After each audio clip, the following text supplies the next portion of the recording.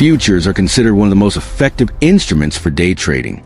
A futures contract is an agreement to buy or sell a specific asset at a set price on a future date. For example, in oil futures, you might agree to purchase 100 barrels of oil at $400 per barrel 3 months from now. There are also other markets, such as S&P 500 futures, which I personally trade frequently, and these are typically settled in cash. At first, this might sound a bit overwhelming. You might imagine barrels of oil actually arriving at your doorstep, but in practical trading, it doesn't work like that. Trading futures is very similar to trading stocks, where the goal is simply buy at a lower price and sell at a higher price to make a profit. For physical delivery, the contract would need to reach expiration and meet certain conditions, which rarely happens for active traders. In reality, you're not dealing with physical delivery at all. Everything is settled in cash, meaning you're only capturing price movements. This makes it very similar to buying and selling stocks in terms of execution. So, why do many traders prefer futures over stocks? One major reason is leverage. Futures allow you to control larger positions with a smaller amount of capital. This means you can start trading with a relatively small account, sometimes around $1,000. In contrast, trading stocks effectively often require significantly more capital to see meaningful returns, which isn't accessible for everyone. If you've looked into day trading stocks, you've probably heard about the pattern day trading rule. This rule limits frequent day trading unless your account has more than $25,000. Futures markets, however, do not have this restriction. This means even with a smaller account, you can place multiple trades in a single day and test different strategies freely. In this video, the main market I'll focus on is the S&P 500 futures. This market tracks the S&P 500 index and is known for its high liquidity, making it one of the most actively traded futures markets. If you're just getting started, this is often a popular choice among traders. When you buy a futures contract, you can think of it like purchasing a single share of a stock. If the price moves up, you gain value, and if it moves down, you lose value. The key difference is that futures trading involves something called margin.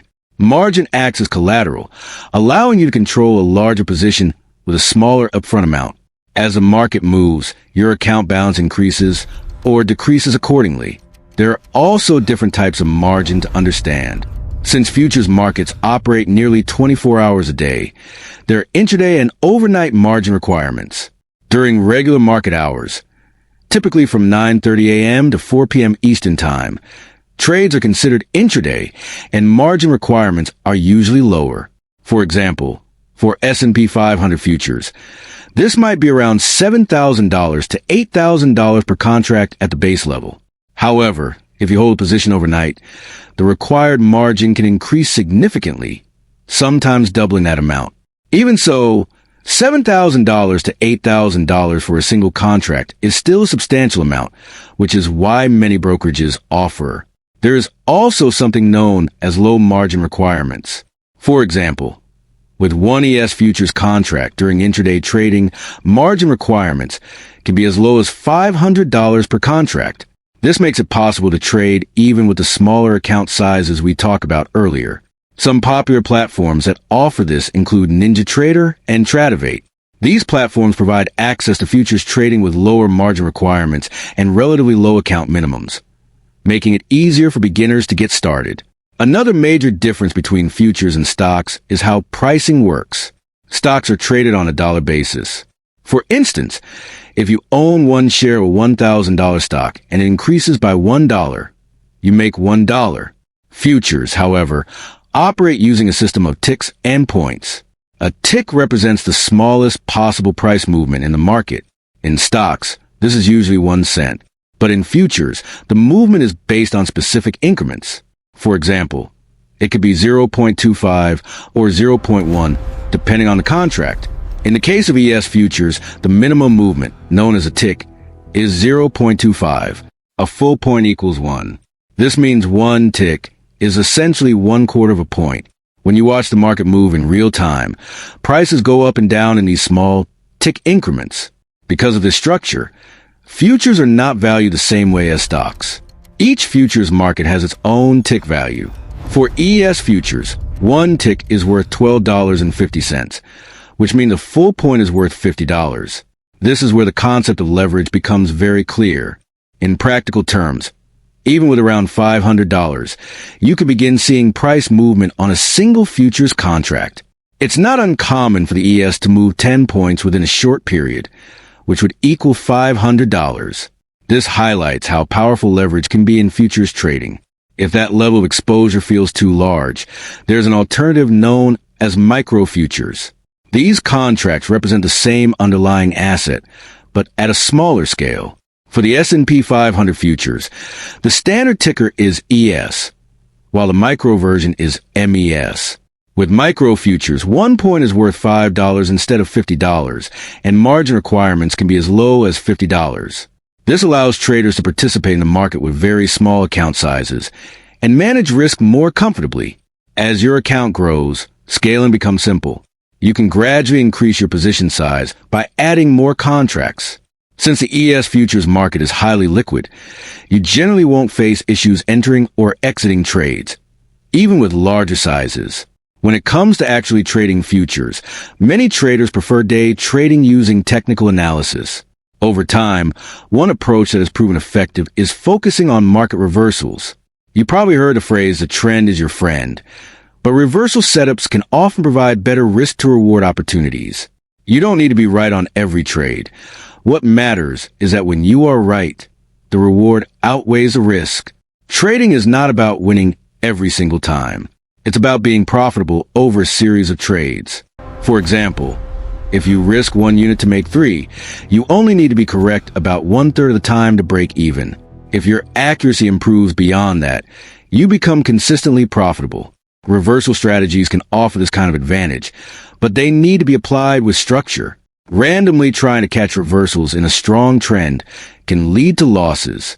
That's why having a clear checklist is essential. The first step in that checklist is top-down analysis. This means looking at multiple time frames. Start with a higher time frame to understand the overall trend and market structure.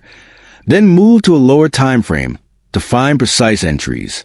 For example, you might use a 15-minute chart to identify key support and resistance levels, and then switch to a 1-minute chart to time your trades. Support and resistance zones can be drawn based on previous price action. If the market has reversed multiple times from a certain level, that area becomes significant. By extending those levels forward, you can anticipate where price may react again. When the market approaches one of these key zones, there is often a higher probability of a reaction or reversal. At that point, you can move to a lower time frame and look for specific entry patterns. One of the advantages of futures trading is flexibility. You can potentially benefit whether the market moves up or down, as long as you identify the right opportunities. A common mistake many traders make is feeling the need to always be in the market. They try to capture every move instead of focusing on high-quality setups. A more effective approach is to wait patiently for your specific pattern to appear and then act. When trading against a trend, one important factor is confirmation. You need to see signs that the existing trend is weakening or breaking. Entering too early during a normal pullback can be risky if the trend continues. What you want to look for is a clear support level that has been holding the market up, and then watch for that level to break. This can signal that the trend structure is changing. Each of these steps adds confirmation and increases the probability of a successful trade. The goal is to stack multiple factors in your favor, improving your chances of the market moving in your expected direction. The first key factor is resistance. The second is a clear break in the existing trend. And the third thing I found that significantly increases the chances of a reversal is waiting for a pullback that gets ejected. What this means is the market forms a lower high compared to the previous one. This shows that the market may be losing strength and could shift from making higher highs to forming lower highs and lower lows, which indicate a potential downtrend. This is exactly what you want to identify when trading against the trend. The final confirmation comes from candlestick patterns. There are many patterns you can use, but one of the most effective is an engulfing candle.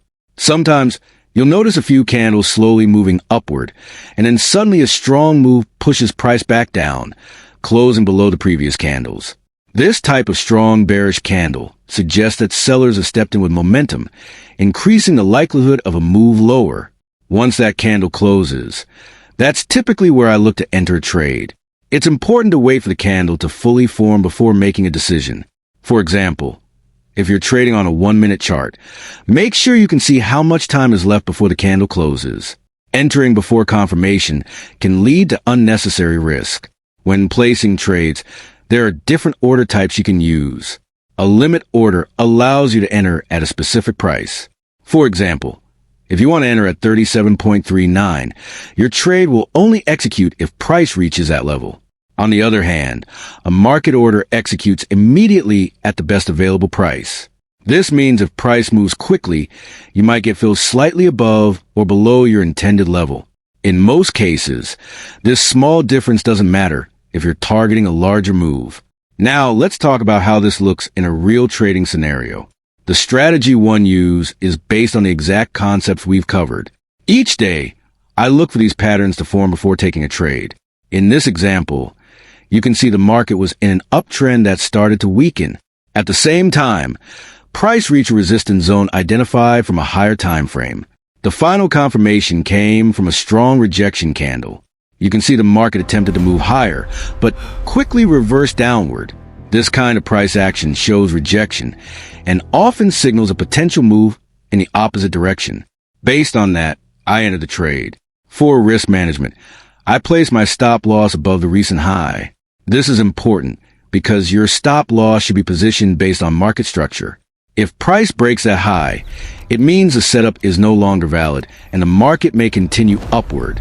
As the trade started moving in my favor, I adjusted my stop loss to break even. This helps protect the trade and removes risk. For beginners, it's often better to use fixed profit targets, but as you gain experience, you can actively manage trades. As the market continued downward, I trailed my stop loss by moving it above each pullback. This allows you to stay in the trade while locking in profits as the trend develops. Even though futures markets operate almost 24 hours a day, I personally focus on trading during the first few hours of the session. This is when volatility is typically higher, providing better opportunities. In this example, as the market continued lower, I noticed a support zone from a higher time frame. Since support levels can cause price to reverse upward, it's important to be aware of these areas when managing a trade. As price approached that support zone, I prepared to exit. The goal is not to capture every single move, but to take a solid portion of the trend and secure profits. Eventually, the market started showing signs of slowing down, with stronger bullish candles appearing. At that point, I tightened my stop loss further to protect gains. From there, I had two options, either let the trade continue or close it manually. In this case, closing the trade with solid profit, around $600, was a strong outcome. Looking ahead, you can see that the market did find support around that level and began to stabilize. If you're interested in learning more about this strategy and how futures trading works, you can explore additional resources. And if you want a complete breakdown of everything I've learned about trading, there are more in-depth materials available as well.